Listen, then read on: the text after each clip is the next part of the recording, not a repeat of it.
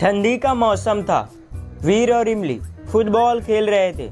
तभी वहाँ पर दादाजी आते हैं। दादाजी कहते हैं, बच्चों संभाल कर फुटबॉल खेलना, किसी को लगने ना पाए। ऐसा कहकर दादाजी जा ही रहे थे। तभी वीर फुटबॉल मारता है और फुटबॉल दादाजी को लग जाती है। दादाजी फुटबॉल ले लेते हैं और कहते हैं, अब यह फुटबॉल तुम्हें नहीं मिलेगा, देखता हूँ अब तुम कैसे फुटबॉल खेलते हो।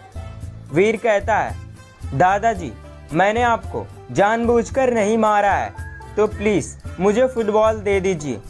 तभी वहाँ पर चड्ढा अंकल आते हैं। चड्ढा अंकल कहते हैं, क्या हुआ दादाजी, वीर को क्यों डांट रहे हो।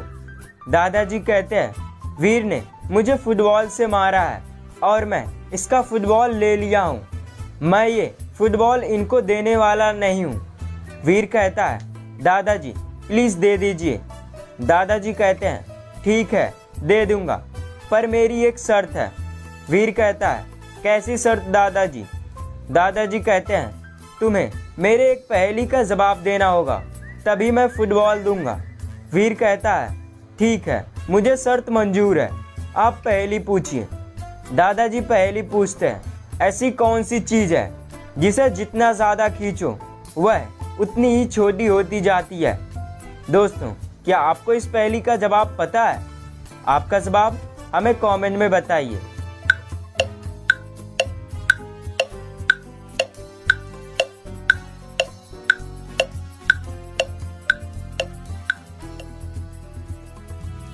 दोस्तों इस पहेली का जवाब है सीक्रेट। वीर दादाजी के पहेली का जवाब दे देता है, इसलिए दादाजी वीर को फुटबॉल दे देते हैं। उसके बाद वीर और इमली घर पर जाते हैं। वीर कहता है, रुको मैं फुटबॉल रख कर आता हूँ, उसके बाद हम सब घूमने चलेंगे। वीर अपने कमरे में जाता है और फुटबॉल रख कर वापस आ जाता है। उसके बाद वीर और इमली घूमने के लिए चले जाते हैं। 1 घंटे बाद वीर अपने घर पर आता है और कमरे में जाता है। वीर देखता है उसके कमरे में उसका फुटबॉल नहीं है। वीर समझ जाता है उसका फुटबॉल किसी ने चोरी कर लिया। वीर अपने कमरे से बाहर आता है और उसको जिस पर शक होता है वो उन सबको बुलाता है। वो लोग हैं इमली, बंटी, चड्ढा अंकल और दादाजी। दादाजी कहते हैं, क्या हुआ वीर, तुम हम सबको क्यों बुलाए हो। वीर कहता है, दादाजी मेरा फुटबॉल किसी ने चुरा लिया है और मुझे पता है आप सब में से ही किसी ने चुराया है। जिसने भी चुराया है प्लीज़ दे दीजिए, नहीं तो मैं डिटेक्टिव शुभम को बुलाऊंगा। सभी लोग कहते हैं, नहीं वीर हमने तुम्हारा फुटबॉल नहीं चुराया है। वीर कहता है, लगता है मुझे डिटेक्टिव शुभम को बुलाना ही होगा। वीर डिटेक्टिव शुभम को कॉल करता है और अपने घर पर बुला लेता है। कुछ ही देर में डिटेक्टिव शुभम आ जाते हैं। वीर डिटेक्टिव शुभम को सब बात बता देता है। डिटेक्टिव शुभम सबसे पूछते हैं, पिछले 1 घंटे पहले तुम सब कहाँ थे और क्या कर रहे थे। दादाजी कहते हैं, मैं बाजार गया हुआ था सब्जी लेने के लिए। चड्ढा अंकल कहते हैं, मैं एसी चालू करके अपने कमरे में सो रहा था। इमली कहती है, मैं पढ़ाई कर रही थी। बंटी कहता है, मैं बाहर घूमने गया था। डिटेक्टिव शुभम सबकी बातें ध्यान से सुनते हैं और समझ जाते हैं वीर का फुटबॉल किसने चुराया है। तो दोस्तों क्या आपको पता चला चोर कौन है? चलिए आपका जवाब कमेंट में बताइए।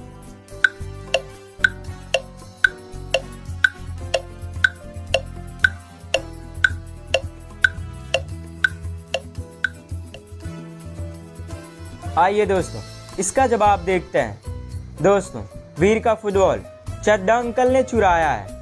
कैसे, चलिए समझ लेते हैं। दोस्तों मैंने वीडियो के स्टार्टिंग में ही कहा था ठंडी का मौसम है और चड्ढा अंकल ने कहा था मैं एसी चालू करके अपने कमरे में सो रहा था, लेकिन ठंडी का मौसम चल रहा है, ठंडी में एसी चालू करने की क्या ज़रूरत है।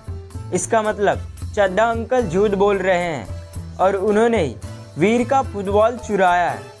तो दोस्तों कैसी लगी आपको यह पहेली? अगर अच्छी लगी तो प्लीज़ वीडियो को लाइक कर दीजिए। तो चलिए अभी अगली पहेली देखते हैं। दोस्तों इस पिक्चर को देखिए और बताइए इनमें से असली भूत कौन है। आपका जवाब हमें कमेंट में बताइए।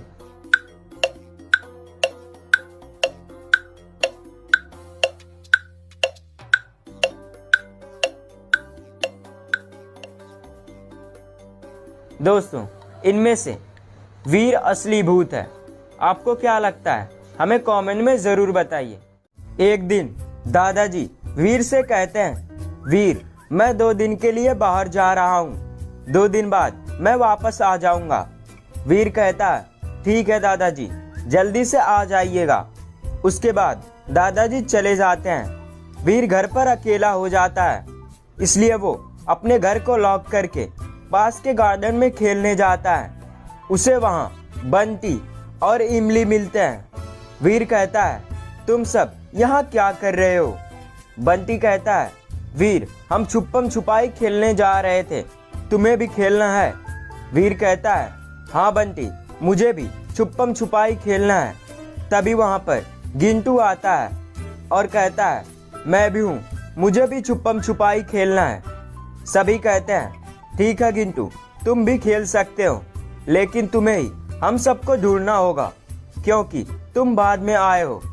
गिंटू कहता है, ठीक है मुझे मंजूर है, तुम सब जाओ छुप जाओ। सभी छुपने के लिए चले जाते हैं। बहुत देर हो जाती है, गिंटू किसी को ढूंढने नहीं जाता है, इसलिए वीर बाहर आता है। वीर देखता है गिंटू का किसी ने खून कर दिया है। वीर सबको बुलाता है। सभी वीर की आवाज़ सुनकर वहाँ पर आ जाते हैं। वो सब देखते हैं गिंटू का किसी ने खून कर दिया है। वीर कहता है, गिंटू को किसने मारा है? सभी कहते हैं, हमें नहीं पता वीर, गिंटू को किसने मारा है, हमें डिटेक्टिव शुभम को बुलाना चाहिए। वीर कहता है, हाँ रुको मैं अभी डिटेक्टिव शुभम को बुलाता हूँ, वह तुरंत पता कर लेंगे गिंटू का खून किसने किया है। वीर डिटेक्टिव शुभम को कॉल करता है और वहाँ पर बुला लेता है। थोड़ी ही देर में डिटेक्टिव शुभम वहाँ पर आ जाते हैं। वीर उनसे सारी बातें बता देता है। उसके बाद डिटेक्टिव शुभम उन सब से पूछते हैं, तुम सब कहाँ कहाँ छुपे थे? वीर कहता है, मैं पास के एक पेड़ के पीछे छुपा हुआ था। बंटी कहता है, मैं वीर के घर पर छुपा हुआ था। इमली कहती है, मैं अपने घर के पीछे छुपी थी।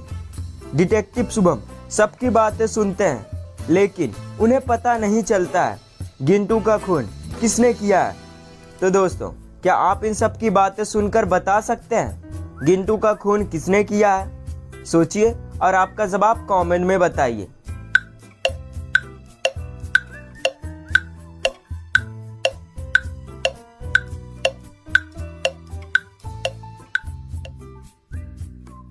आइए दोस्तों इसका जवाब देखते हैं। दोस्तों गिंटू का खून बंटी ने किया है। कैसे?